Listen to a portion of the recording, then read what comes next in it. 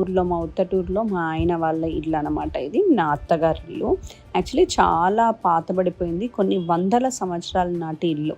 మా అత్తయ్య, మా మామయ్య ఇందులోనే ఉన్నారనమాట. మా మామయ్య 96 ఇయర్స్‌కి చనిపోయారు. అండ్ 96 ఇయర్స్‌లో ఆయన పెళ్ళైన దగ్గర నుంచి దాదాపు ఇక్కడే ఉన్నారంట. ఒక 50, 60 ఇయర్స్. అండ్ దానికి ముందు ఒక 60 సంవత్సరాల నుంచి కూడా ఈ ఇల్లు ఉందంట.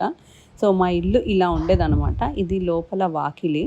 ఇక్కడే బాత్రూమ్స్ అండ్ బాసనలు తోముకోవడం ఇలాంటి ప్లేస్ అంతా ఉండేది. చిన్న బావి చూసారా ఎంత క్యూట్‌గా ఉందో.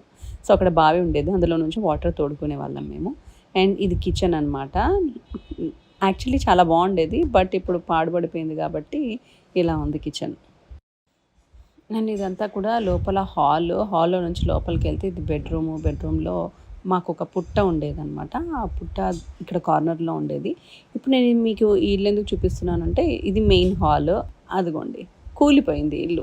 సో, మా అత్తారిల్లు సగం కూలిపోయింది. బాగా ఓల్డ్ అయింది కాబట్టి. సో, మేమేమనుకున్నామంటే ఈ ఇంటిని రెనోవేట్ చేద్దాము. మొత్తం కూలగొట్టేసి మళ్ళీ ఒక మంచి ఇల్లు పల్లెటూరి వాతావరణంలో ఇల్లు కట్టుకుందాం అని డిసైడ్ అయ్యామనమాట.